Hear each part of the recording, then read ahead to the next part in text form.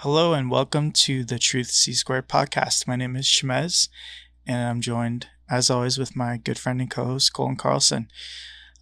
We've been gone for a while. Busy, life happens. I had a baby. Colin had school, and he just finished that up.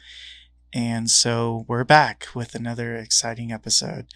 But today we do have something a little bit different, and it's going to be a start of a series. I don't know how long it's going to last, but has the potential to go on for a very long time, which is perfectly fine.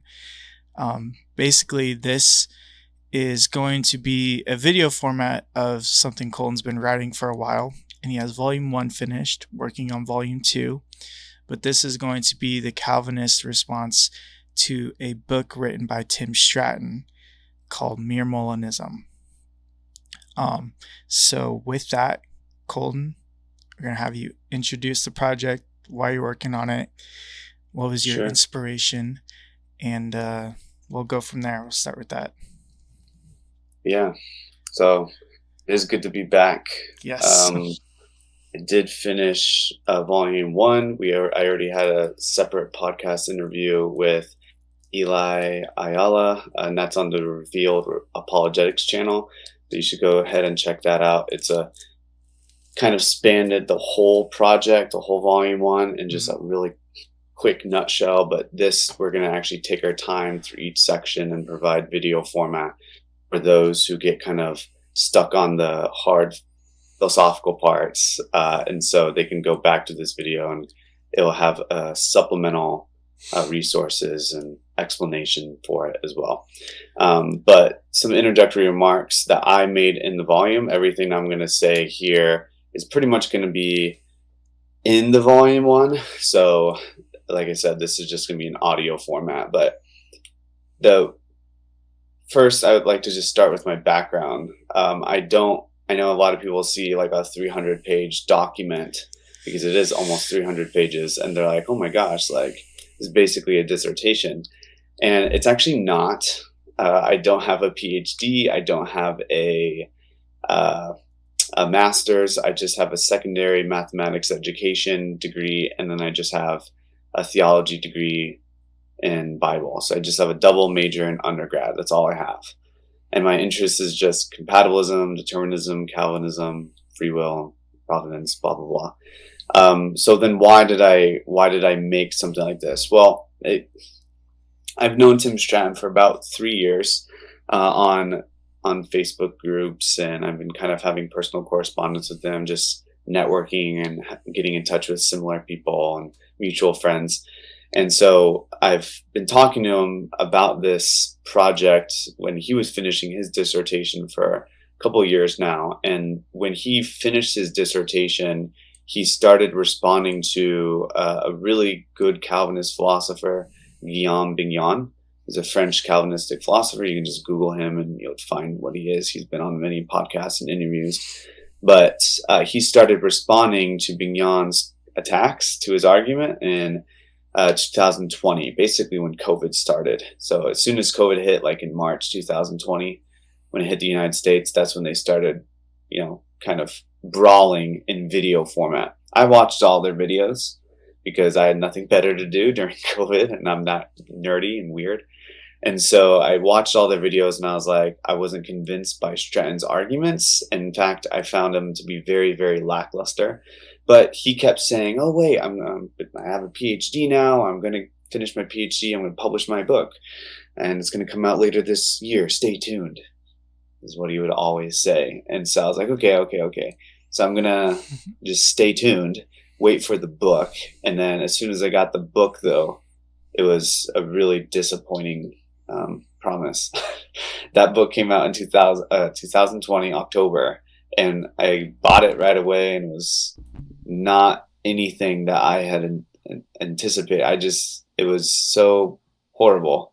And I say that with respect. I really do. It was just so bad in a lot of different ways.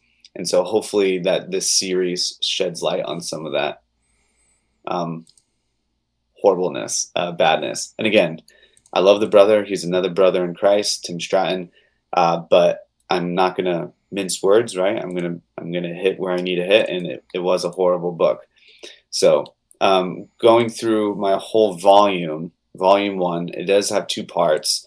This is volume one, and volume one basically deals with just definitions, honestly, and some philosophical preliminaries. So I talk about libertarianism and how Stratton defines it. I talk about compatibilism, determinism, and specifically how Calvinists have defined determinism and compatibilism because it's technically their view. I've also talked about other philosophical preliminaries like responsibility, ability, and control, and how should we philosophically view responsibility in terms of rational responsibility or moral responsibility. And then I also talk about Frankfurt style examples, which is often a compatibilistic or seen as a compatibilistic argument for compatibility between free will and determinism.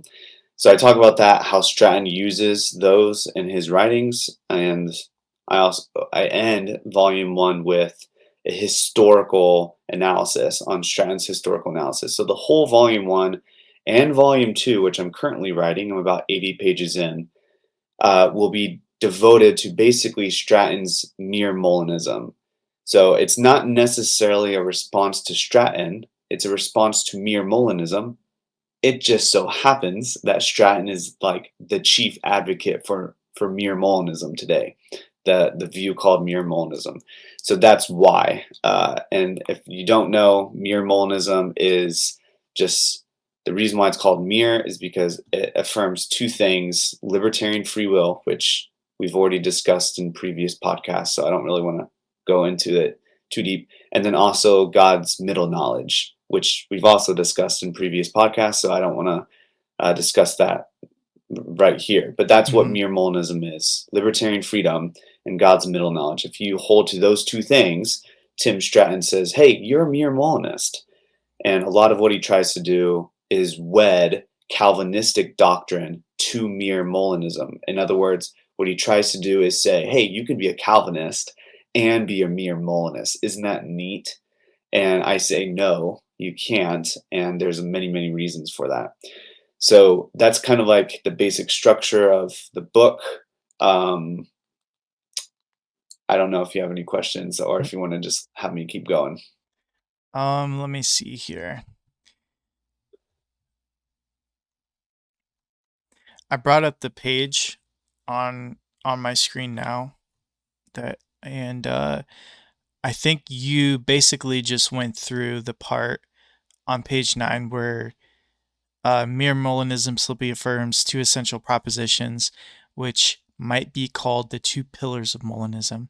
They are the following: humans sometimes have humans sometimes have limited libertarian freedom, and God has middle knowledge. So okay, and then you wrote like that little math equation for some reason. So I guess he explained in plain English that part right there. So do you have anything you wanted to add to the methodology or aim? And if not, I think we're good to move on to definitions. So it's just kind of to what you want to do. It's like, and I put this in the preface. I also put it in the introduction, but it's good to just explain it now before we start actually getting into the sections. First, the reason why I titled it a dialectical inquiry is because I wanted to be very conversational. So I wanted it to be like, not as like I know, Shemez, you're probably looking at it and be like, this is conversational. But, a little bit. I really wanted to be like that, where it felt like I was almost responding to someone else. Like, if he says this, then this is how I'm going to respond. And if he says this in response, then this is what I'm going to say in response. It's kind of has that feel where it's almost as if I'm talking to him, but really I'm just obviously talking to myself. Why do I do it like that? Because I think it's easier I just think it's easier to read that way instead of just hard philosophy like, Swinburnian philosophy or Plantingian or other. I don't even know what you're saying. Let's just move on. Other philosophers of religion.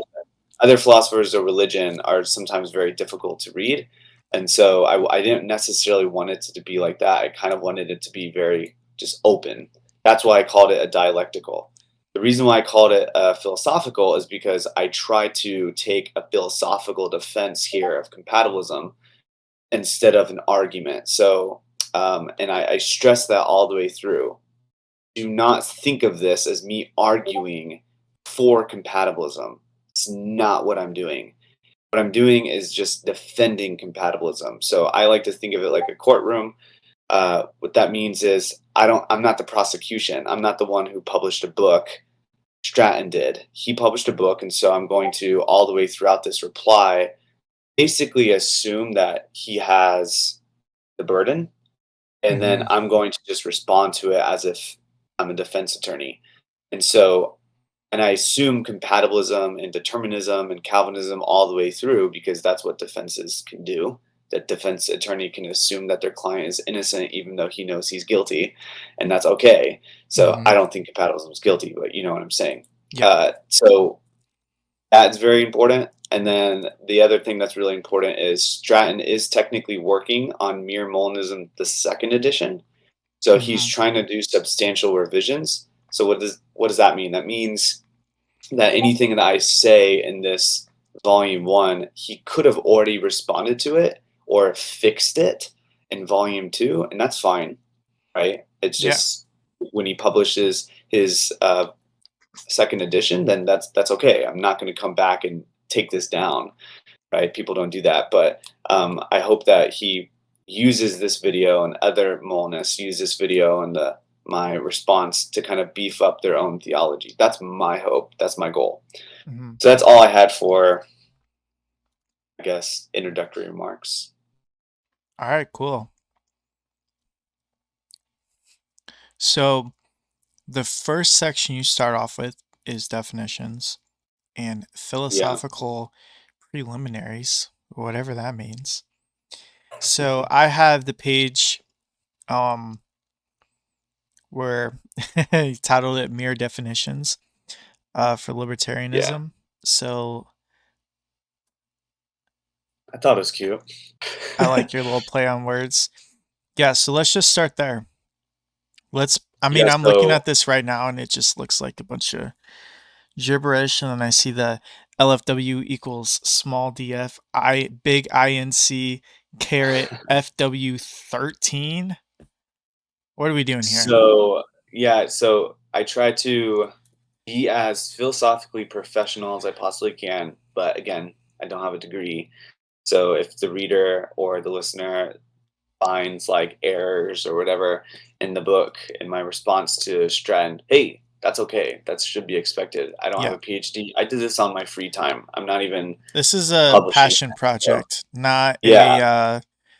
What do you call it? I'm not getting money off of it. Yeah, you're not being paid. This is not a professional. This is like a kid in a camcorder, not a, movie you go see in a theater. But still, there's some good stuff. Yeah, so I think the reason why I use logical syntax, so I'm on page 12, and basically I just define libertarian freedom as the definition of incompatibilism and free will. So what that means is INC is incompatibilism. That caret there, that means and. So it's like a conjunction, like and you can know that that means and because it looks like an A without the line through it. So, and then free will, FW, that's free will.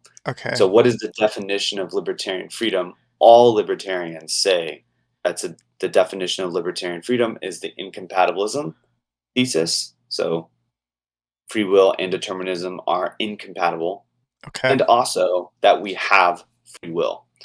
So I do say it in English there. I say libertarian freedom is the conjunction of incompatibilism, and that at least some human actions or volitions are, have been, or will be free.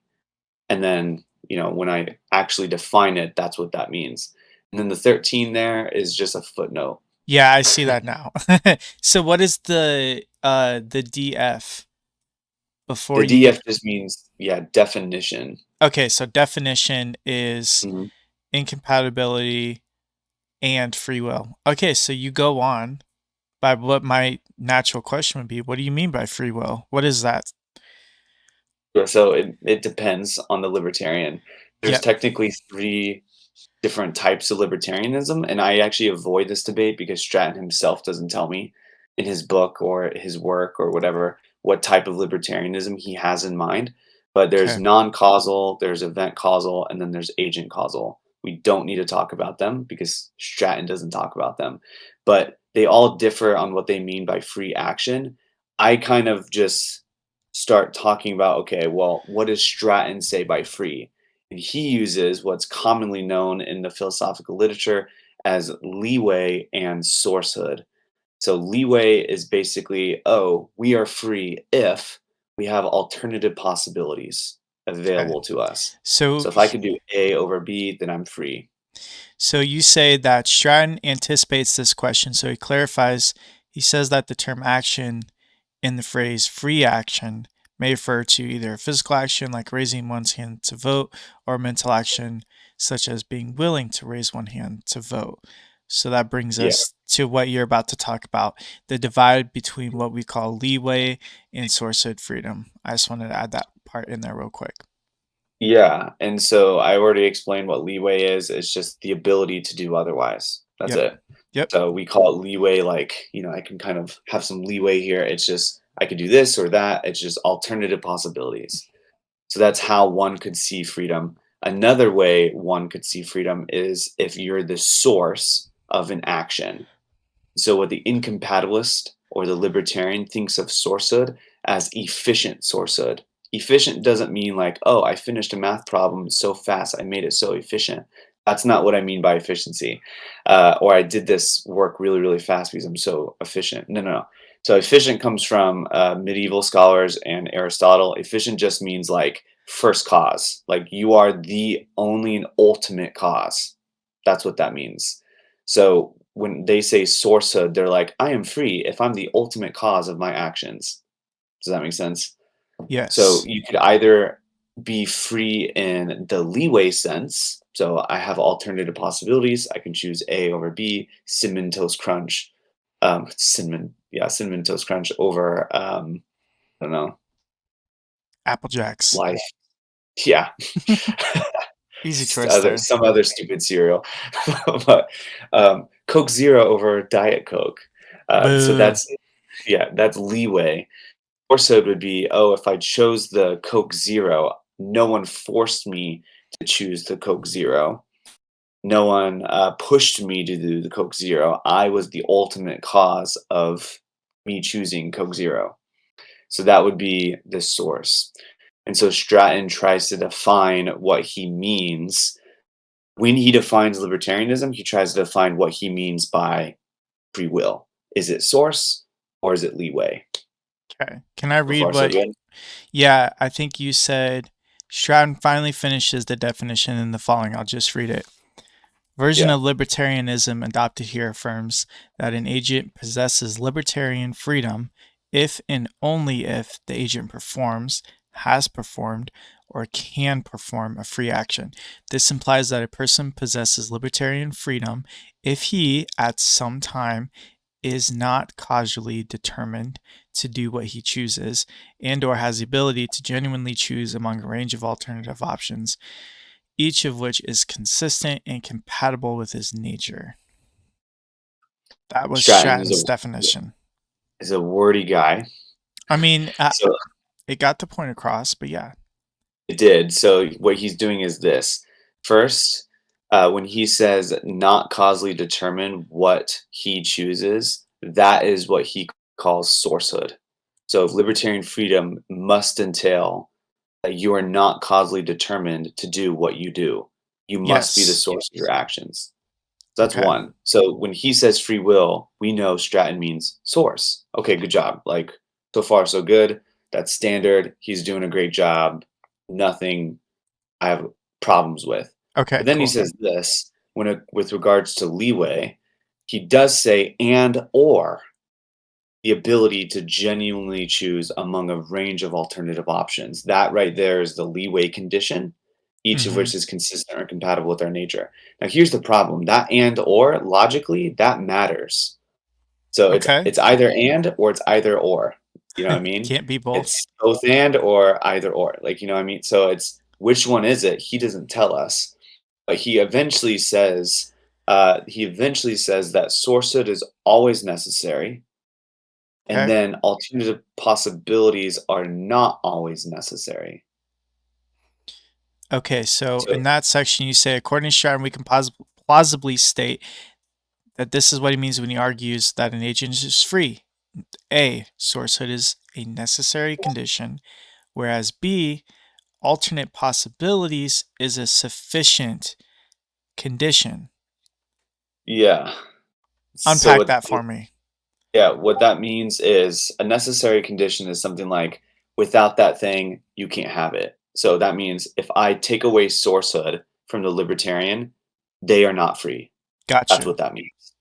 Okay. But the sufficient condition means is if I have that thing, then something else follows. So what Always he's trying to follows or say can follow? does follow, necessarily follows. So, Okay. for instance, if a libertarian has alternative possibilities, what Stratton says is then free will is the consequence. So if I have alternatives, free will comes after. But Gotcha. he says, what is the necessary condition of free will? Sourcehood. And so without source, I can't have freedom. But if I have alternative possibilities, that gives me freedom. In other words, he's saying I don't need alternative possibilities, at least all the time, in order to be free. Okay. Hmm. Does that help? So, like for instance, think of an easy necessary condition example. In order for a car to run, especially if it's combustible and has an engine, it needs gas, right? Mm-hmm. So, a necessary part for the car to run is gas. That's Mm-hmm. not, though, sufficient for the car to run.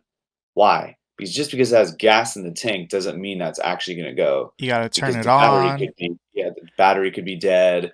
The tires could be gone, right? Yeah. The spark plug could not work. All that stuff. Those are all sufficient conditions for the car to run, but they're also necessary conditions. Like gas is a necessary condition, and so forth. And so what Stratton is trying to do is saying, hey, like I can have sourcehood, but I don't necessarily need alternatives, at least not all the time.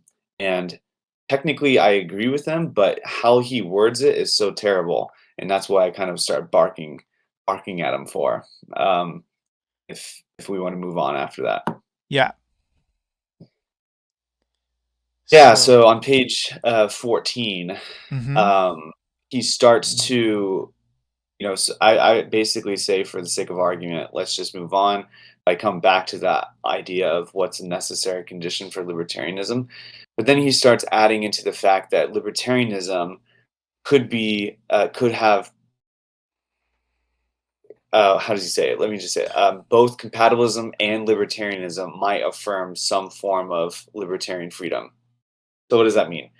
It means that, yes, compatibilism could affirm some form of libertarian freedom, and libertarianism could affirm some form of libertarian freedom. Here's the problem: that's false. Compatibilism cannot affirm some form of libertarianism. Why? Because libertarianism, as per our basic definition, affirms incompatibilism. Incompatibilism is just the thesis that free will and determinism are incompatible. So if libertarianism entails incompatibilism necessarily, in order to have libertarianism, you have to have incompatibilism. If compatibilism can affirm something like libertarianism, there's an overlap there, you see? Mm-hmm. Yeah. And since there's an overlap, it actually dices that first definition that we talked about. So this is a really huge blunder that actually recently Stratton has conceded. And so that's good news. I still have it in the book, obviously. But he Mm-hmm. has conceded saying, yeah, I'm not going to say that anymore.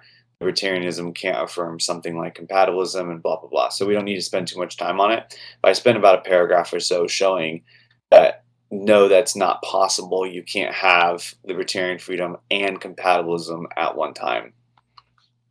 Okay. So after that, I start talking about the motivation, like what does he mean by leeway and sourcehood and so forth. And I actually agree that Stratton's commitment to the alternative possibilities condition is good. So this is on page 15. I fully agree because a libertarian should affirm some form of ability to do otherwise. The issue is how he tweaks it, what I don't necessarily like. And so what that means is he tries to say that alternative possibilities are not always necessary for the agent to be free. All you need is sourcehood, and I say that's false. You do need some sort of alternative possibilities for the agent in order to be free. So in other words, I try to say, in order for libertarianism to be true, you need sourcehood. So he agrees with that. Good job, yay. But I also say you need leeway alternative possibilities. That's where he would disagree. He would say, no, you don't necessarily need that. And I say, no, no, no, you do need that. Absolutely. And so this is kind of brings me to the second section on 2.1, and that is libertarianism and indeterminism, where I try to say, okay, both leeway and both sourcehood, the idea of freedom that Stratton has in mind really just circles back to this idea of indeterminism. So what does it mean by indeterminism? And then if whatever is necessary for indeterminism, then it must be necessary for libertarianism. So far, so good? Yes. Yeah, so I basically just argue and say, hey, libertarianism must entail indeterminism.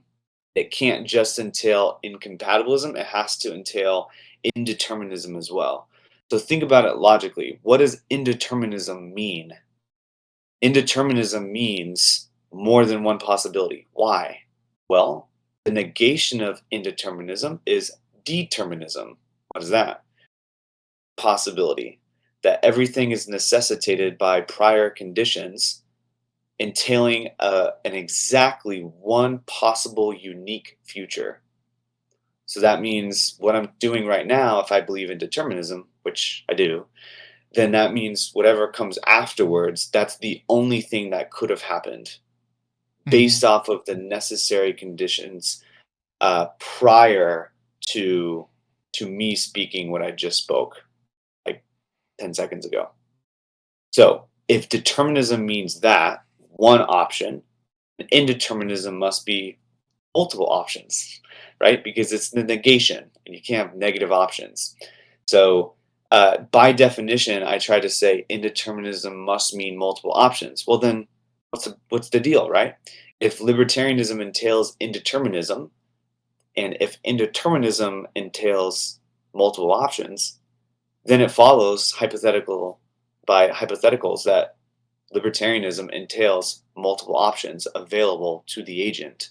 So that means if you believe in libertarian freedom, you must be able to say, yes, I believe that I can do A, B, C. I could choose Coke Zero, Diet Coke, Coke, Pepsi, whatever. Freaking ice drinks that you used to drink, Schmez. I still have a whole drawer full of those things. That's what that would mean. Yeah. So it looks like you have a quote here from Bignon. Do you want me to read that quote?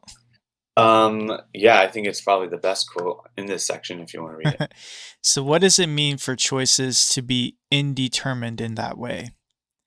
It means that they are not determined or necessitated by prior conditions inside or outside the agent. That is, the totality of prior facts about the world does not suffice to determine the agent's choice. This means that if the choice was indeterminate, it entailed that the agent could have done otherwise. No matter how modestly one defines libertarianism, such as claiming alternative possibilities is in fact a sufficient condition instead of necessary one, the possession of libertarian free will entails a category ability to do otherwise than one does. It Yeah, looks so like what after that, Stratton has his own quote. Yeah, so Stratton actually agrees with Bignon. He quotes this very quote from Bignon's book, Okay. Excuse, Excusing Sinners, Blaming God. And Stratton, in a blog post, um, agrees with it. If you want to read it, you can. It doesn't matter. But Oh, we can move on. I have it up on yeah, screen.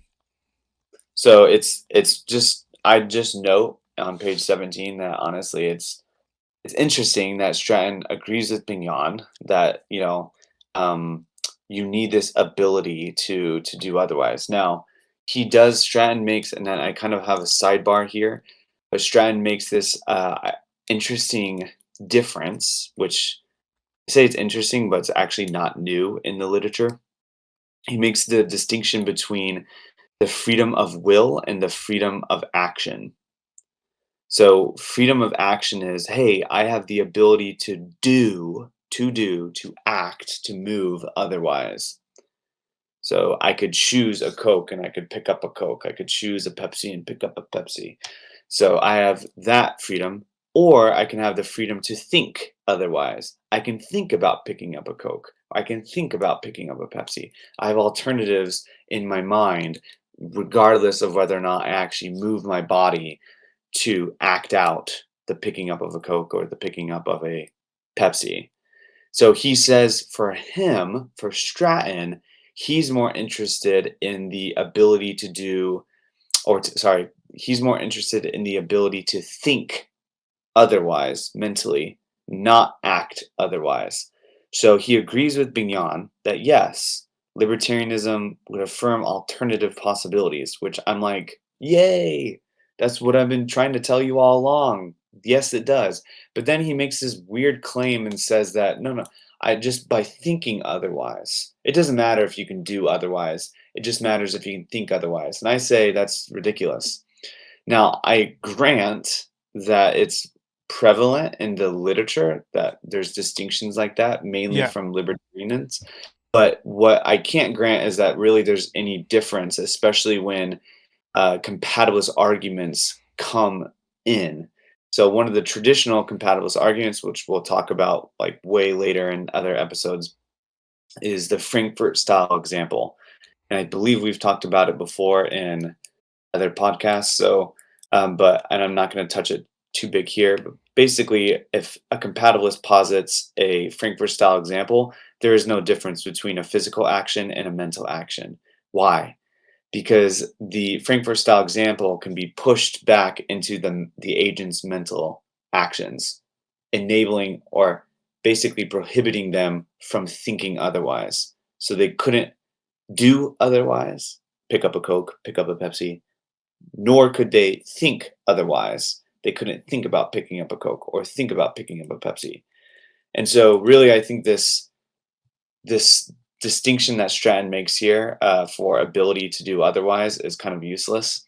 I talk way more about it like later on in other sections, so we don't really need to talk about it here. Like 18, I just kind of briefly explain the significance of his Yeah. response and then why I think it's not worthy of a um, good distinction. Then I just move on to the next section and just say, okay, given everything that Stratton says so far, what are necessary conditions for libertarianism? Which we can start this now. It's on page 19. I'm there.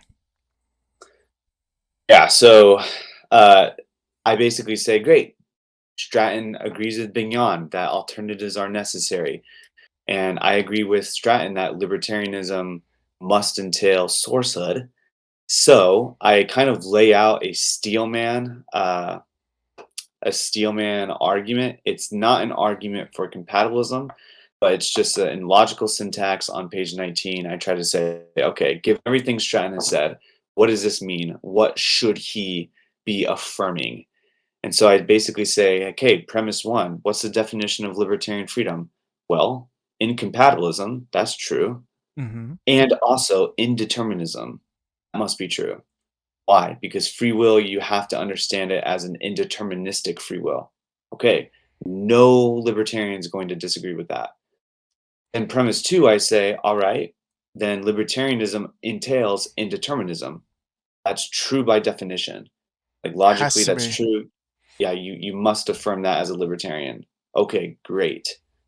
So then I say, all right, if indeterminism then entails alternative possibilities, as I argued above, meaning determinism entails one possibility, that means indeterminism, the negation of that, entails multiple possibilities. If that's true, based on hypothetical syllogism, it follows that libertarianism must entail alternative possibilities. So, that is completely contrary to what Stratton has tried to say. He has tried to say before that alternative possibilities only remain a sufficient condition. I don't Yeah. need alternative possibilities to be free. I just need sourcehood. That's false. Yeah. No. So what I'm doing is, as an internal critique, I'm assuming his position as a libertarian, and I'm saying if I was a libertarian, you're wrong. We Yeah. need the alternative possibilities. There are countless libertarians who believe this. William Hasker is one. I quote him. The alternative possibilities are crucial for the incompatibilist position, and says that the abandonment of APs, or alternative possibilities, would force either a redefinition of libertarianism or an outright capitulation of compatibilism, which means basically just a surrender to compatibilism. Which, I mean, I'm saying, sitting back and being, yeah, exactly. If you negate the idea of alternative possibilities being necessary for your libertarian project, you're no longer a libertarian. Yeah. You must have. It almost seems like he's trying to change that idea of alternative possibilities to something softer, more like alternative considerations. Yeah, I think that's true. I think that's what he would say. He wants to try to make wiggle room for his brand of libertarianism to be compatible with compatibilism. So he wants to kind of brand them together. So, like, I can be a libertarian and I can be a compatibilism. See, we both affirm that we are free according to our nature. And I agree with that. Like, technically, compatibilism could say, hey, I am free so long as my nature is free, because whatever my nature does, that it determines what I do. And so that's compatible. And I guess I could also grant that libertarianism is minimally a thesis that says I do what I do based on what's consistent or compatible with my nature. Yeah. However, the alternative possibilities still must be there at some time in the causal sequence of the agent. You cannot just get rid of them and say it's a sufficient condition and not a necessary condition. No, no, no. Hasker disagrees. Then Inwagon, who came up with like the greatest incompatibilist argument of all time, the consequence argument, he disagrees. Kevin Tempe disagrees. Perry Boom disagrees. I mean, I can go on. These are big philosophers, incompatibilist libertarian philosophers. Robert Kane's another one, who they all disagree, that they agree with me and disagree with Stratton, and they say libertarianism entails alternative possibilities. You must have that. You must have that to be true. Yeah. So this So, looks a lot like a compatibilist and a libertarian stress. yeah, I think that's a good way of saying it. He is a, if he wants to affirm, which I know he doesn't want to, because he's a libertarian freedom fighter, or he calls his little, you know, cultists a libertarian free thinklings or Don't whatever. call them cultist, jerk. I know. He's called Calvinist part of a metaphysical cult before, so I feel like that's warranted. Hey, you But know what? That's fine then. Do you, boo it's boo? this idea of alternative possibilities is really important. Yeah. Now, he does say, I think I say in like the very end of page 9, he should affirm this at all times if he wants to keep his indeterminism. Yeah. What I don't mean is that the agent should have alternative possibilities all the time. Yeah. No, that's not what I mean. I mean that they're just necessary at some point in the causal sequence. We're going to talk way more about this, like podcast down where I kind of expand this out. It's in one of my last sections of the reply here, but I just want to make that clear that I'm not saying that anytime an agent performs a free action, if you're a libertarian, you must have the choice between A and B, and you can choose A over B or B over A. I'm not saying that. No, no, no, no. What I'm saying is that it needs to be alternative possibilities need to be there at some point in the history of the agent. It could be when they're 10 years old, it doesn't matter. Or it could be when they're 40 years old, or it could be a series of years. It doesn't really matter, and who the junk cares. It just needs to be somewhere. Instead of saying it's a sufficient condition like what Stratton is trying to say, I'm saying it's a necessary condition, and I believe that's true. So then page 20 is just basically reiterating that fact of just kind of responding to some objections to him, saying, well, what if he says this? What if he says that? And I basically just still conclude that it doesn't really matter because alternative possibilities are still quintessential for libertarianism. So does that take us to 2.1.4, the objections? yeah, Okay. pretty much. Yeah, so I do go through some objections, and I just kind of briefly 2 minutes ago explained that, perhaps Stratton retorts back now and says, leeway alternative possibilities need not be present at all times. They need not be categorically available to the agent every time the agent makes a choice or deliberative decision. I agree, but that's not what I said. What I'm saying is they need to be somewhere in the history of the agent. That is what I'm trying to say. They need to have the capacity at any time. They don't need to actualize their ability at every time. And so that's one objection he could come back and bounce off me. But I already anticipate that, and I respond to it in that section 2.14. And then the other objections I respond to is the and or claim. What if he says that, still says that alternative possibilities or sourcehood is necessary for libertarianism? Because that's different than saying sourcehood and alternative possibilities are necessary for libertarianism. There is a difference there logically. And so really during this section, page 22 through like 24 or so, I kind of explain why I don't think that works. And I use a lot of logical syntax because I'm a math teacher and it's just easier. It's easier to name things A, B, and C and then refer back to them as A, B, and C than not. So we don't really need to get into the nitty gritty of that unless you have a question, but I'm looking it over.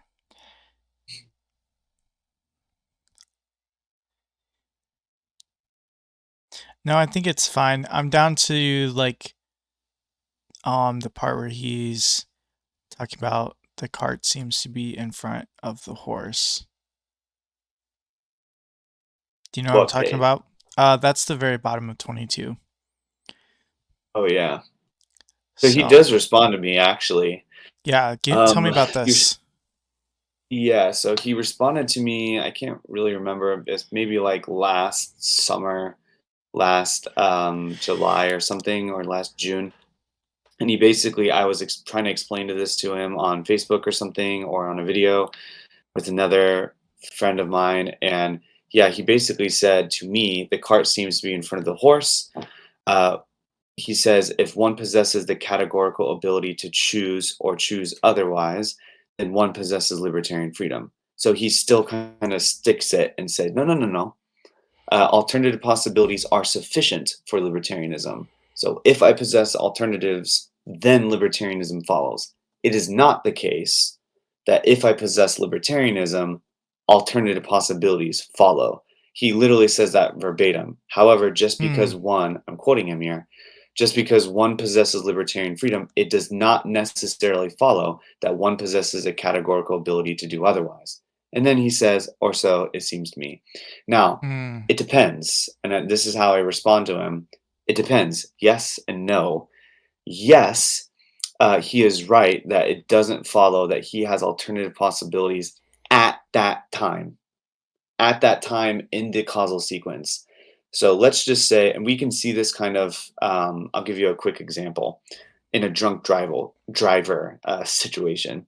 Let's just say Billy Bob is drinking at a local bar. He has libertarian free will. He takes one hardcore 16-ounce drink of Stella beer, and he's loving it. He takes another drink, 16-ounce of beer, takes another and another, and then what seems to happen? His alternative possibilities of drinking and not drinking seems to get clouded to the point where he cannot help but stumble because he's now drunk, right? Yeah. So what's happening when he gets in a car, let's just say, and he hits somebody on the road? Did he have the alternative possibility to not hit them? And I would say no, because given his drunkenness, he would have hit them regardless. He was so Yes. drunk that he couldn't not hit them. He did not have alternative possibilities. I concede that. Does that mean that he doesn't have libertarian freedom at that time? No. Why? Because he had libertarian freedom before he got in the car when he started getting drunk. Yes. Okay. Does that help a little bit? Yeah. Yeah. So what I'm saying is, I agree with Stratton that no, Billy Bob does not need, or yes, I agree that Billy Bob does not need alternative possibilities at every single time. Before he got drunk, when he was drunk, and when he ran over, Sally on the side of the road, whatever. I agree. He doesn't need alternative possibilities at all times in his causal sequence. However, I disagree that he doesn't need them at all. He needs them somewhere in his sequence in order for him to be responsible, according to the Libertarian, in order for him to be responsible for hitting Sally when he was drunk. That's why the Libertarian suggests he is morally responsible, because he did make the conscious decision to drink when he could have not drank. See the alternative possibility there? Yes. And so since he kept drinking, he made it so that he could not drink or could not be drunk. And so when he actually ran over Sally, yes, he couldn't do otherwise, but he did do otherwise, and he could choose to do otherwise before he got drunk. I know I kind of like went to town right there. But I yeah, think it makes sense because you're basically saying like he's almost looking at it only in the context of him drunk driving yeah, instead and of so you saying like yeah, he had libertarian free will at some point and that had to have happened. mhm, yeah, So it feels like such a slight distinction, but it's really not. it is a slight, it is, It but it because he means so doesn't, much. If it that does. distinction's not there, then he can get away with this. Exactly. And so what I'm trying to do is, in this definition section, is trying to piece together what he fails to piece together. So I Yeah. try to show, like, I agree with you and you're onto something, but you're really not quite there. You have to go farther, and you have to say that alternative possibilities are necessary. That's how he can be responsible for getting drunk in the first place. Yes. So I agree and I disagree, and he needs to make that a little bit more clear. I try to make that more clear in those sections. Well, that example was brilliant, so I mean, I Yeah. understand it now. I didn't use the drunk driving example in this section. So if someone's like following, reading along, they're like, where is it? It's just a common example that philosophers use. And later on in other podcasts, we're going to come back to that example in later sections. And I do bring up the example, like I think in section 2.511. Mhm. But really, what philosophers call non-derivative and derivative responsibility. So we're not going to talk about that now, but it is something I bring up later. So that is pretty much takes me all the way throughout the objections. I just keep explaining like why I think Stratton needs to affirm the necessity of alternatives He needs to do that. And otherwise, he's just giving up libertarianism. So I quote a lot of other philosophers like Beyond himself, and then I try to show that, yes, putting all the definitions together, libertarian incompatibilists receive the following conclusion: libertarian freedom entails categorical alternative possibilities, at least at some time or another. He needs to affirm that much. And so if mere Molinism wants to affirm libertarian freedom, that's fine. They can do that. But that means that they have to do otherwise. They have to affirm the ability to do otherwise somewhere, shape, or form. So that brings me to our last section of libertarian freedom. Luck and sufficiency in libertarian freedom. Yeah, so this is the last. I actually wasn't, fun fact, I wasn't going to put this section in here because I didn't feel like it was necessary, because Stratton didn't say anything about the luck objection regarding libertarian freedom. And then I decided to put it in there because Stratton didn't say anything about the luck objection for libertarian freedom. And to me, this is pretty important. The biggest objection against libertarian freedom is the luck objection. The luck objection basically says that if there's no contrastive explanation for why you choose what you choose, then you are not in control of why you choose what you choose. And if you're not in control of why you choose what you choose, then are you really responsible for choosing what you choose? And it just kind of is an internal critique against the libertarian thesis. So the issue, though, is Stratton doesn't respond to this at all. Like, none. Like, he doesn't even mention it in his book, Rejoinder to Beyond, podcast episodes, blog posts, nothing. Like, I don't even know if he thinks it exists. Now, of course, he's going to respond back and say, I know it exists. He hasn't shown me that he's familiar with this objection. This is the number one objection towards libertarian freedom, and yet you don't find room to put it in your book. Why should I don't understand. Every book against libertarian freedom has to have some form of luck chapter in order to deal with this huge objection. It's literally like 300-400 years old. This objection is all the way back to Hume. So it's pretty important, and he just fails utterly. So I really briefly show what it is, like what is the luck objection, and then why it actually concerns Stratton. Because what he wants to say, and go back to his definition of libertarian freedom, he wants to say that alternative possibilities are sufficient for free will. So let's just say everything I said in all the other sections were wrong. And he somehow showed me that, hey, actually, I don't need alternative possibilities to be necessary for the agent. They're just sufficient. That's it. If he showed me all of that, would I still concede for libertarian freedom? No. And why? Because of the luck objection. Let's just say, okay, free will entails, or sorry, alternative possibilities entail free will. That's what he would want to say. Okay, just because I have alternative possibilities, how in the world does that get me to the point of free will? And how does that free will get me to responsibility, which is really the libertarians' whole goal, right? Yeah. They want to be responsible in their actions. That's why they say, in order to be responsible in your actions, you have to be able to do otherwise. If Stratton doesn't say that, and he just kind of jumps from alternative possibilities to responsibility, what's the connection? If there's no connection there, and if he hasn't even responded to it, then it honestly seems his actions of why he does what he does is just a matter of luck. Why does he do what he does? There's no contrastive explanation. What that means is he doesn't tell us why he chooses Diet Coke over Diet Pepsi. I mean, I personally wouldn't ask for a reason because Diet Pepsi sucks. But I hope you understand what I'm trying to say. Like, there's no explanation there, and so I can't really connect the alternative possibilities, his action, to responsible actions. And if I can't make that connection, then is he really responsible? even if he claims libertarianism. The idea is no. Well, couldn't you He's kind of not. say or use a similar thing with it just has to be a carefully considered choice at some point? Not all choices have to be defined and, have reasons. Just Yeah.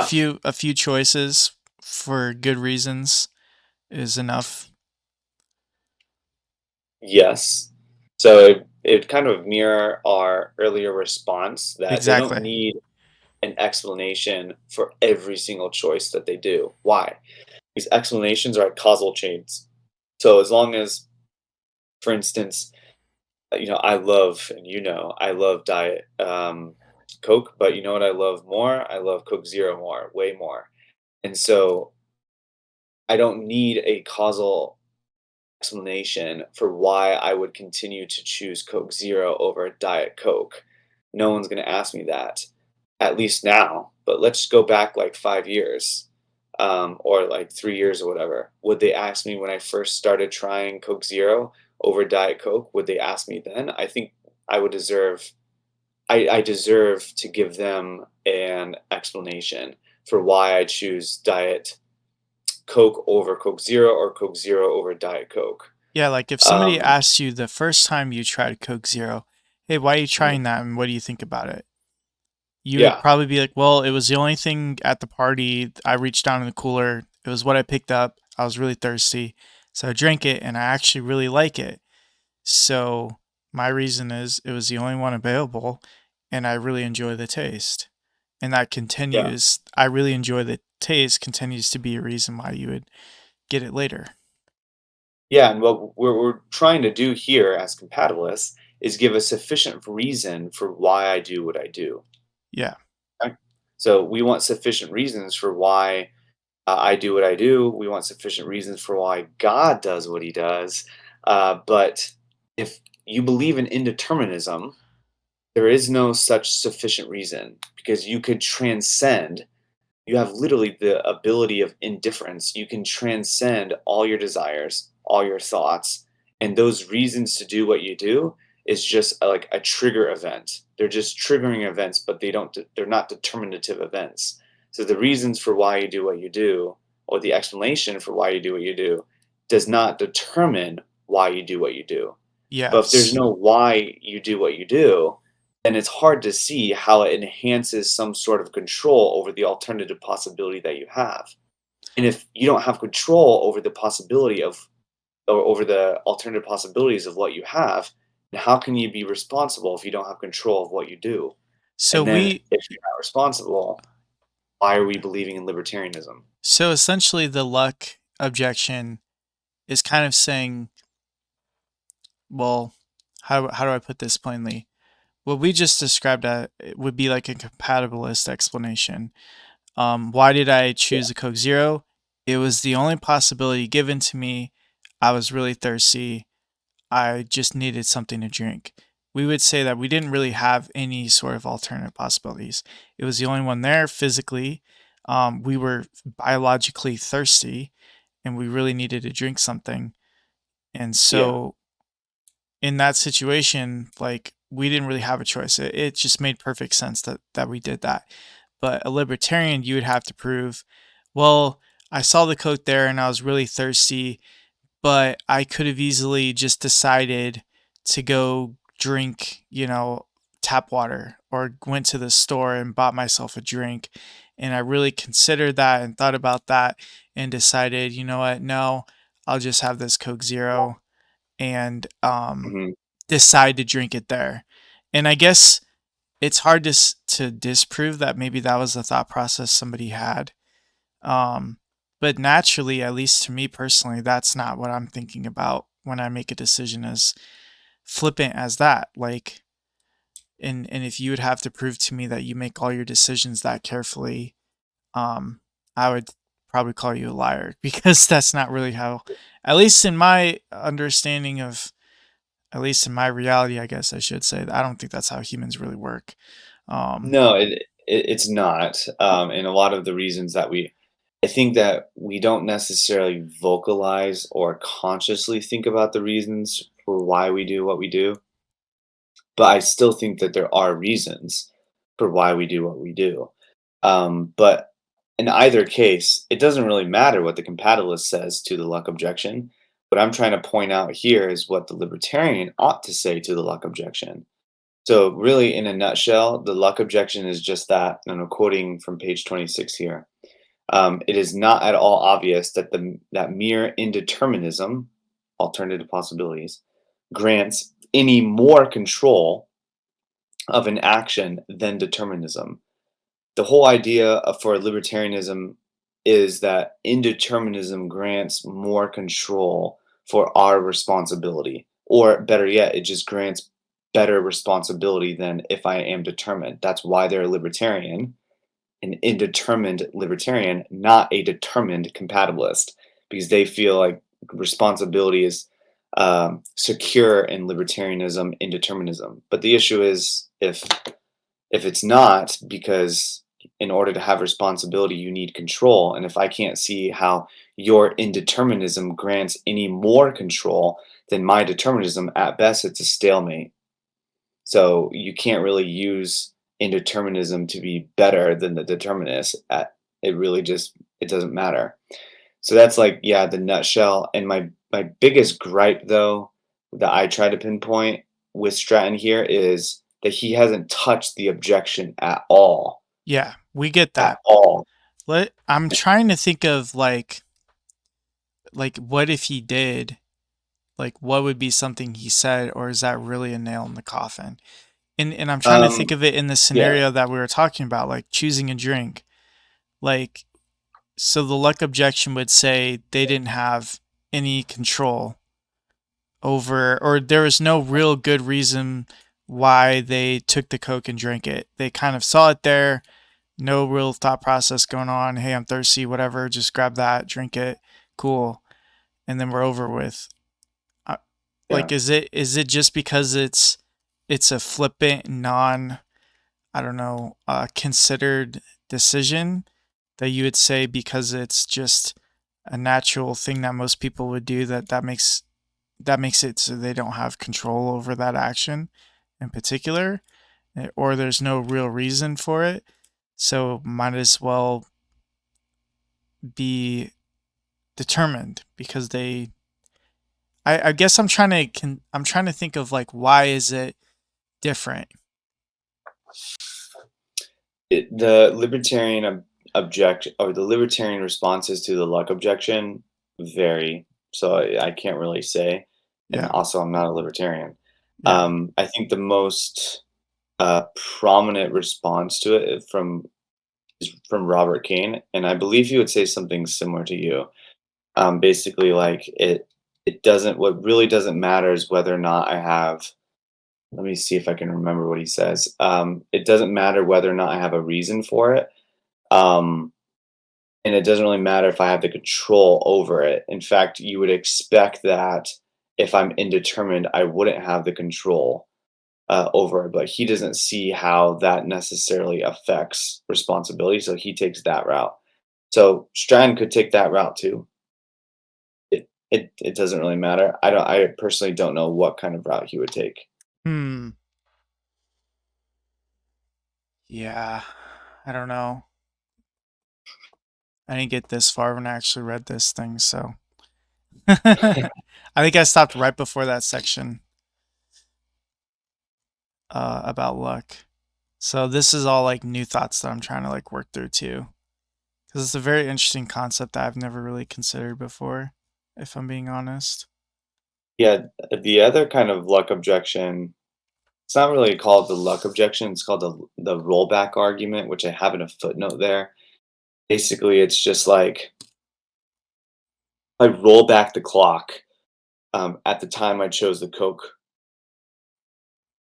over the Diet Coke.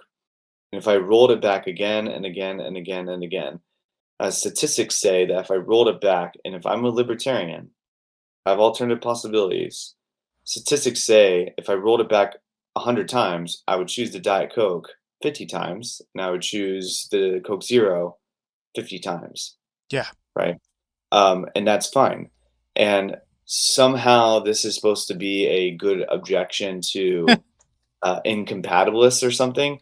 I think it's okay. I think it's an interesting concept because honestly, I'm like, oh, I mean, what was the real reason for me choosing the Coke Zero?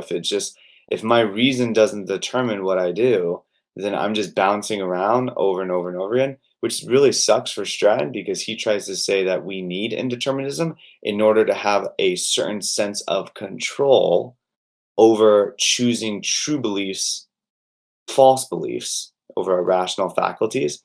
But if that's the case, if I roll back the clock for my rational faculties of choosing Diet Coke over Coke Zero, There was none. there was none.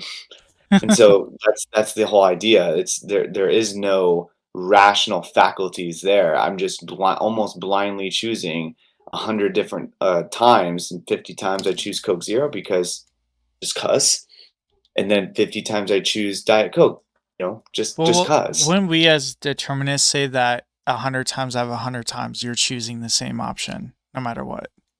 Um, based off of with one caveat, based off of the same condition, Yeah, same same conditions. sufficient condition, Yep. yes. Yes. So there would be no 50-50 split of No. randomness. It'd be your hand reaching in, it's the first thing you grab every single time. That's the condition. Yes. Your thought pattern is always going to be, I've never tried this, might be good, and I'm thirsty. So let's give it a shot every single time. Yeah, because we would say reasons should determine your actions. Yeah. We wouldn't sit They there and consider and be like, let me weigh my options or fish around a little bit more because there might be something else in there that I want, or just like for whatever reason have a thought that they really don't want this, so I'm just going to put it back and try to figure something else out. Like that wouldn't happen in Yes. in our scenario. That wouldn't happen. Yep. And okay, so I first of all I wanted to ask, did you want to get to this next part? We're already at an hour.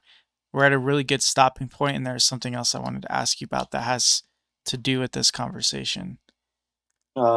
It's up to you. We can put determinism, just do section by section. The determinism section is way longer Yeah, I don't than want to make it. I don't want to make this too much longer. So we'll do determinism at 2.2, starting in the next episode that we do. okay. All right, cool. Let me put that away because I've been. Oh, my face is frozen. Let me turn my camera off and on. There we go. So I was thinking about this earlier, and I almost posted it as a question to our group. But like the nature of decision making, sometimes I think about the fact that some people might have a different process when they're making a decision that would lean them one way or the other on a determinist or indeterminist scale, if you want to call it that. So in the scenario that I produced, it's a very like uh, biomechanical options driven process. Thirsty, you can't control that. Your hand reaches the Coke, it's the only thing you see in there, the only thing you can find. So your options is kind of just that. That's it. And so as far as decision making goes, there's really no decision to make. And to me, I'm like, yeah, that feels like most of my life is kind of along those lines, to where I don't really feel like I'm making meaningful decisions most of the time, I think.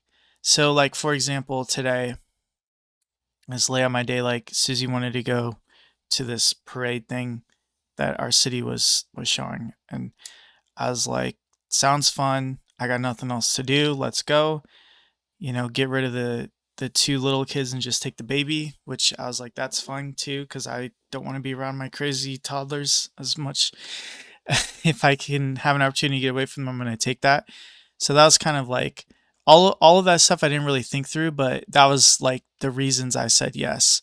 And I don't really see a condition with, given how I felt today, the weather, how the kids have been acting lately, that I would choose anything differently. Like presented with that Yes. scenario, 100 times, I'm going to go to the parade 100 times because it sounds fun.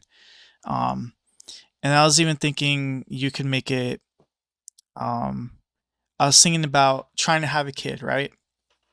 So you get married, you're in a good situation, relationship's going awesome, and you're like, hey, I want to have a child, right? So you can decide, I want to have a child. Now, the act of actually getting pregnant and successfully having a child is kind of completely out of your hands. Regardless of what you want to think. Another situation, like I have church tomorrow. I want to drive to church and I want to go to church. I can make that decision, right? But there's a million things that have to go right for me to actually make it to church. My car has to work. Like the lights have to function. I have to not get hit by somebody. Like weather could be a factor, there's a million things that could go wrong that could keep me from going there. So it's like, regardless of my decision, there's a lot of external circumstances that have to go a certain way for my decision to become actualized. And then you could, if you follow that to its logical end, you could even say, regardless of my decisions, or what you could call it, long for, it doesn't really matter if the situation doesn't lend itself to that. Like, I want to buy a nicer car. I don't have the money for it. I want to get a bigger house. Don't have the money for it. Like, I wish I was taller. I just can't grow taller. Like, I wish I wasn't so fat. I'm too lazy to work out. Like, you could just go on and on. And to me, I'm like, this all makes a lot of sense. There's things I'd like to do, but I understand in the realm of actualizing those things, I have a little bit of say, but I don't have a whole lot. And I'm thinking maybe other people are like, hey, if I just decide these things and really work hard and put my mind to it, I can actualize them. Like, if I want to go to church tomorrow, hell or high water, I'm getting to church tomorrow. You know what I mean? Like, I wonder if just the decision-making process is more, I don't know what the word is, like motivated or self-centered, but not in like a negative connotation, just like I'm making decisions based on what I want to do for myself, and external circumstances be damned. You know what I mean? And I don't know if it's just different patterns of thinking. Like, another cool example, this might clear it up even more. Sorry, this is like a bunch of examples. But I had this thought when I wanted to marry Susie. My exact thought was, I would like to marry this girl. If circumstances are set up for me to marry this girl, I would be willing to. That's something I would like to do, Lord willing, is my thought process with it. It wasn't me deciding I'm going to marry this girl. I'm deciding this, I'm going to make it happen, and this is what I want, and I'm going to actualize it. That's not how I thought about it. I used to think like that, and now I don't do that anymore because I just don't think reality works like that most times. Do you get the difference? Yeah. I don't think it necessarily. Your camera is like off a little bit. It looks fine on my side, so that's the only thing that matters. Oh, okay. Oh. Yes, I don't know if it I understand like what you're saying. I think Stratton, for example, would probably agree. He'd probably say something like he already said in the Libertarian section, that though I couldn't do otherwise, I can still think otherwise. So though I can't physically do something, I can't actualize something physically, I can still actualize it mentally and think about it and do that. So, and I think that's what you're saying. And if that's the case, then yes, I would agree. And libertarianism doesn't entail the fact that you have to do otherwise. As long as you can think otherwise, you would have libertarian freedom. Well, I guess I'm not trying to fit it in the conversation we just had. I was just thinking that there might be a difference in between the way that we turn our thoughts into actions. Like people are just different, or like on a scale. And that's why some people lean more libertarian free will, while others like you and us were Okay, I more. see. I see. Yeah. But in regards to what Yeah. you were saying, I just want to point out that considering alternative possibilities, if that in your mind is sufficient for libertarian free will, that's cop out. Because you're basically saying that if I just think about having different options at some point, then that means I have to be a libertarian. What? What? That's what they would say, though. I know, Well, but that's what. that is like wrapping such a big blanket around this. Like it's intellectually like sleight of hand. It honestly is. And I get why he would do that, because I mean it's a cheap thing that anybody can put on. Everybody's thought they could be somewhere or consider different alternatives. Everybody's done that. Like if you disagree with that statement, you're lying to yourself or you're an idiot. But that doesn't equal what Stratton is making it equal to be. You know what I mean? I think Yeah, that's I know something what you that, mean. yeah, I mean, obviously we've That's what talked about makes. it a lot. I think that's what makes interaction with Stratton so unpleasant sometimes because he Yes. says, "Oh, you can think? Congratulations, you're a libertarian." And I'm like, "What?" Yeah, exactly. But anyways, That does not follow. that's besides the point. I want to get back to that. The idea Yeah. of decision making maybe being on a But spectrum. I do agree that some people are different on their scales and how they think about things. So whether they're a person who like says, "Oh yeah, I'm going to do this, I'm going to do that, and nothing's going to stand in my way. I will do it." Um, or if they're just kind of like maybe passive. I don't know if that's the right word, but maybe passive in their goals, in their providential allowance, I guess, of their own life because they know God is in control or something, or God is sovereign, providentially guiding them, governing, whatever. Hmm. Then yeah, I think that would lean one way,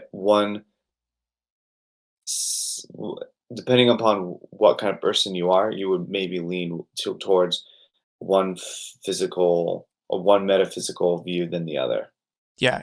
Because I think in my younger years before I became a Calvinist, um, I would have definitely thought, like, if I think something and I decide to do it, I'm going to work on it and I'm going to make that happen. That's how I used to think. Like, I was, like in high school, I was Yeah. very like goal driven. Like, I was able to work.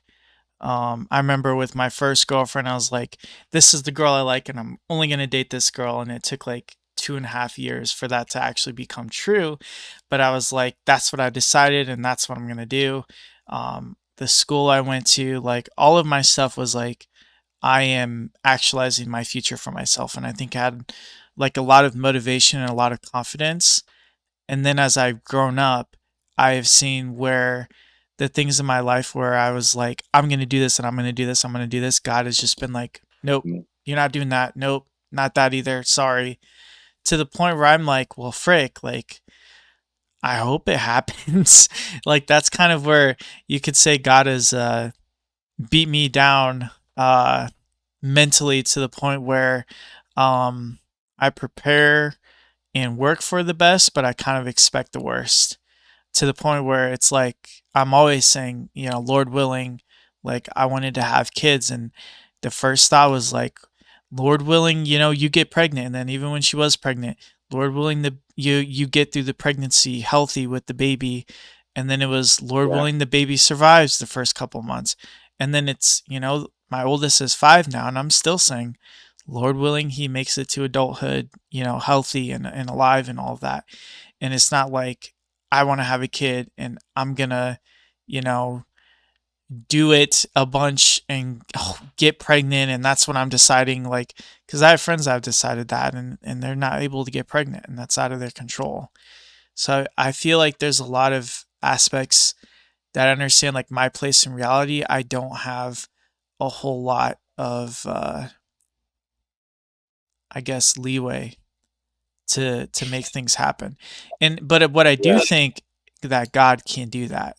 Um, So there is a like overall power and some entity that can, move mountains or, actualize a future for myself, but it's not me personally. And that's kind of why I would agree with you. And I think without the things that happened to me in the past with seeing my own plans fall through over and over and over and over and over again, maybe I wouldn't agree with you on this point. And those people who do disagree with you on this point maybe are people who have, pulled themselves up by their bootstraps and put their hard hats on and just worked their tails off to get to where they are now. Yeah. And it's kind of hard to tell somebody, hey, you got there by luck in a sense. But honestly, if you want to have at least what I think an accurate view on reality, it does kind of seem like you get where you're at based off of luck in some sense, or God determining things for you.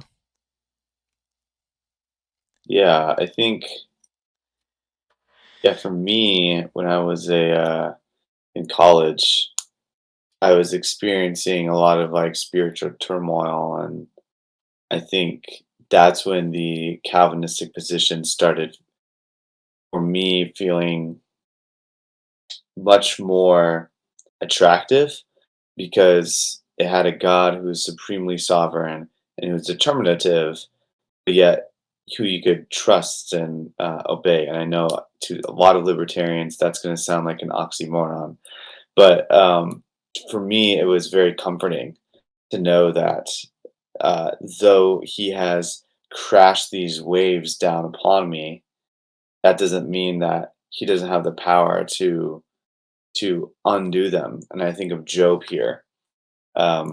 Obviously, I would say the sufficient condition of Job's suffering, not Satan, was God. It was God. It was the sufficient condition for Job's suffering. And I know libertarians are not going to want to hear that, but for me, that's true. And at the end, it's all for a good reason. And so his spiritual suffering allowed him to trust God more in his supreme providence, even when there's supreme evil or what looked like to be supreme evil all around him. And so I think, yeah, I've experienced that in my life. And then I was very much just thankful, content that irresistible grace, efficacious grace, redeems me and continues to redeem me through my sanctification. And so that's a beautiful thing, I think. And Yeah. I think determinism is the best providential model for that, as we've already explained in other videos. But yeah, Yeah, the idea was creeping in my head that maybe theological positions might not be a spiritual right or wrong, or even a theological thing, or an intellectual, whatever you want to call it. It might just be differences in personality and differences in what we've experienced in our own personal, history and walk with God. And that might be the biggest um, motivating factor for how people hold a position one way or another. Because, like, for example, without me talking to you about Calvinism, a year ago or whatever, I never would have considered it seriously. Like, and for whatever mm, reason, we got on the topic and we explored that topic and we kept talking about it. Um, and there's going to be people who might pick up this video and start leaning towards Calvinism just off the off chance that this is what they ran into. But there's equally more people who are picking up Stratton's book and leaning towards Molinism, thinking that that's, the new wave and the intellectually best thing, and it really helps people out spiritually in some sense. And then it's all kind of, well, as we'd be very comfortable saying, up to God and the lottery of life and how all those things turn out. um just kind of all mixes into how you think about things. It was an interesting concept, though. I just wanted to run it by you and put it in yeah. your ear. Honestly, to me, the motivated reasoning of different positions is a very interesting concept. I really Yeah. actually, so I'm glad you brought it up because like why libertarianism is so motivated. Other philosophers have surmised different conclusions, and I think you have pinpointed one conclusion, that being just personality. But it is true. I think there's experimental philosophy where there are some um, maybe I could like find it real quick, but there are some personality types that are literally just so quantitative that it's just really really interesting. I don't know if I'll be able to. I can talk about something while you're looking though. But I was even thinking now, in the case of Stratton too. Hopefully he listens to this and hopefully he gets this far. But I know that his past, he was very much Calvinist, right? And it seemed to, Yeah, whether that was the reason or that's just what he was at that time in his life, but there's a lot of things that went wrong for him and a lot of things that he struggled with. And as he changed his theological positions, some of the things in his life started to make more sense and got a lot better for him.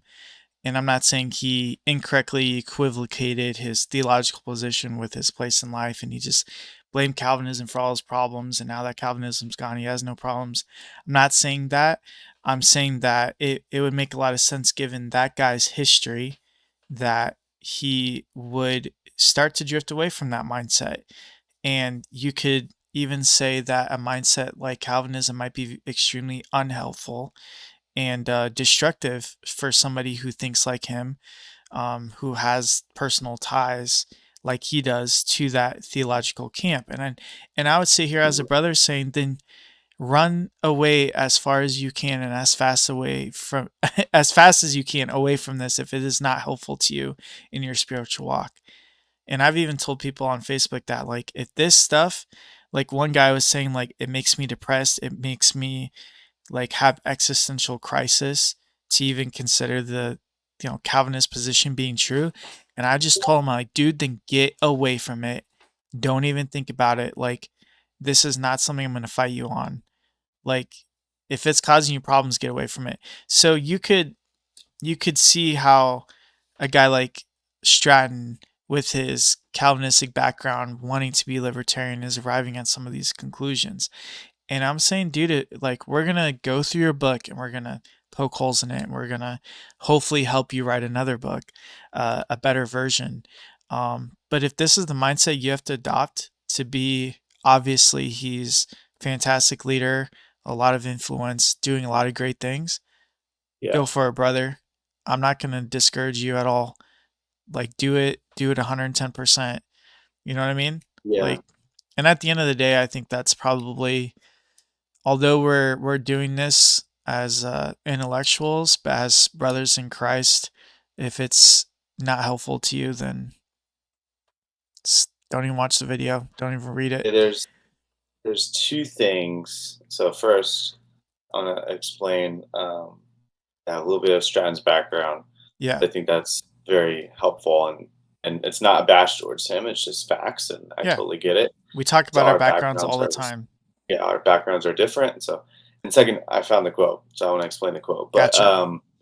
the first thing is, yeah, there was a story he explained when he became a chapter director for Reasonable Faith, which is basically William Lane Craig's like the number one popular philosopher of religion, Christian apologist. He is like a Stratton himself is a chapter director for William Lane Craig's Reasonable Faith. That makes sense. And he became a chapter director, I believe. He shared his story of why Stratton started getting into apologetics. He was a youth pastor previously. Stratton was, and then there's one time, in the early, I think, or the middle 2000s or something, or late 2000s, where a student came to him and said, "Hey, I've been just really struggling with some questions." And I think he asked him a question about the Bible, and Stratton couldn't answer.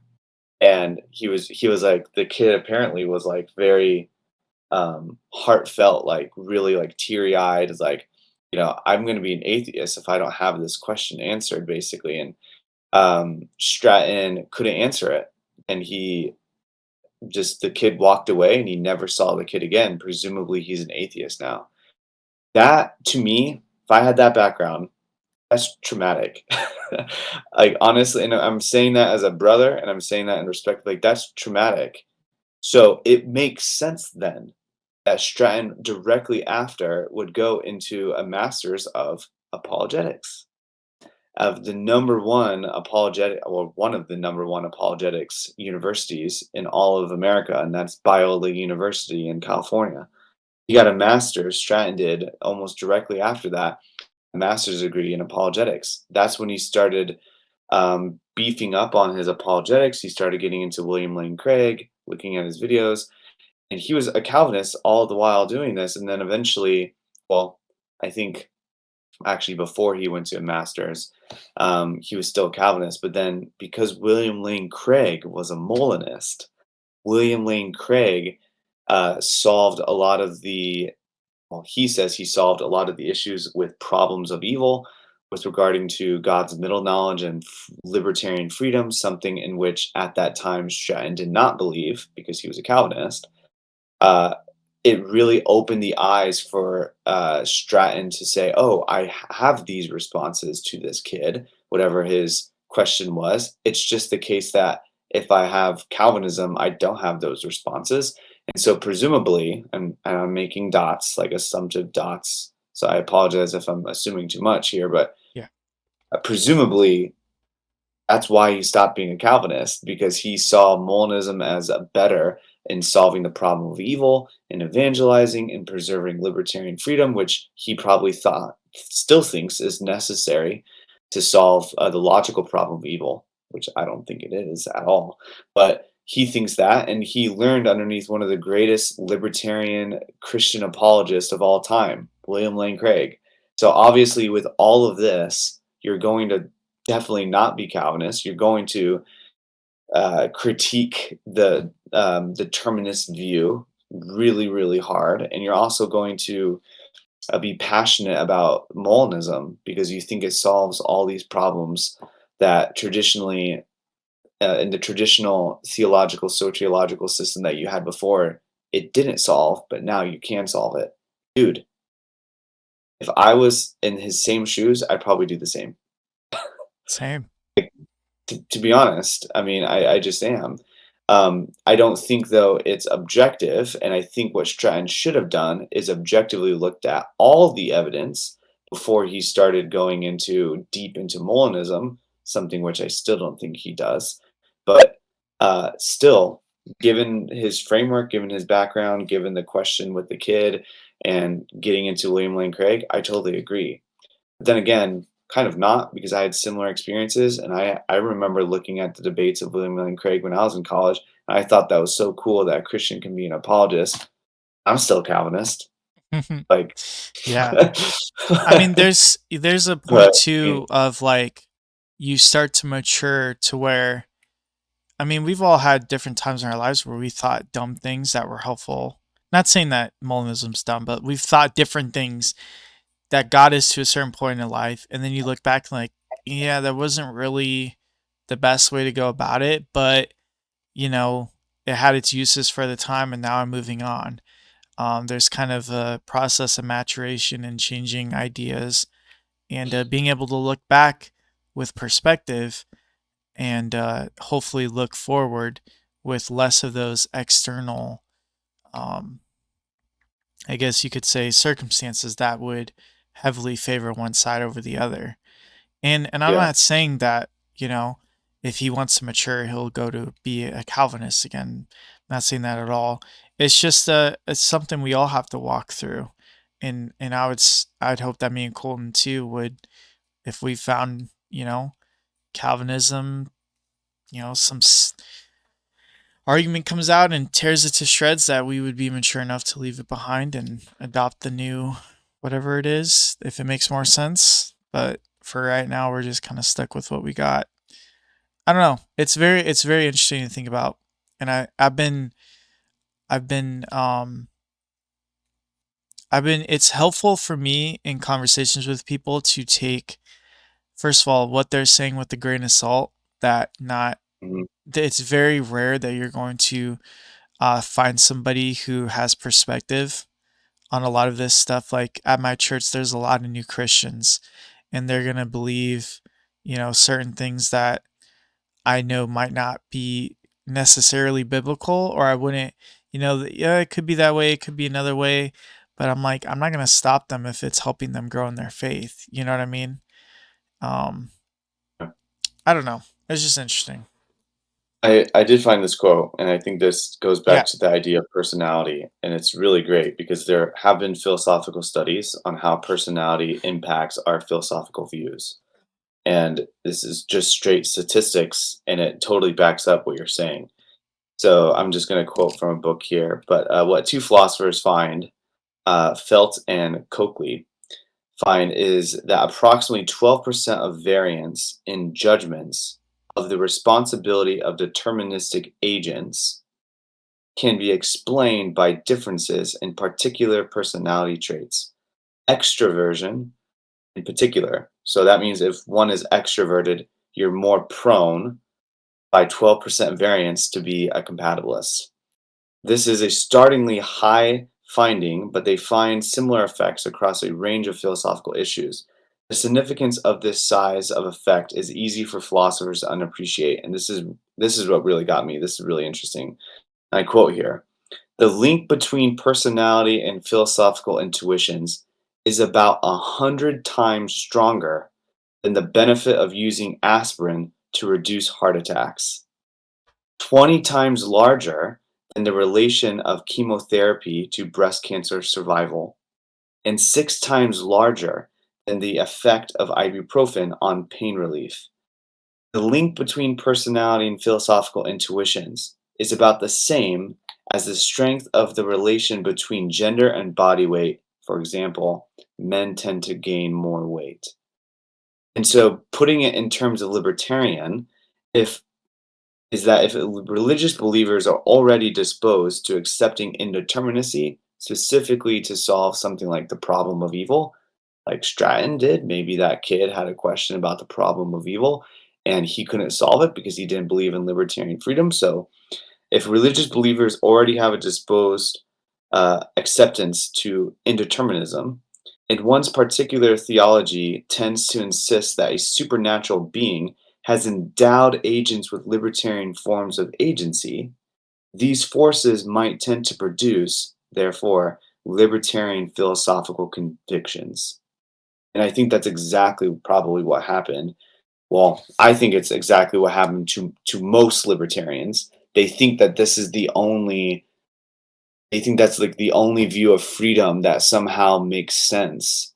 And I like to just humbly and respectfully push back and I say, no, Mm. you can have a robust version of God, robust, represented, uh, providential model of who God is, and also a genuine form of freedom without presupposing a strong form of libertarian freedom that is virtually like evidentially useless.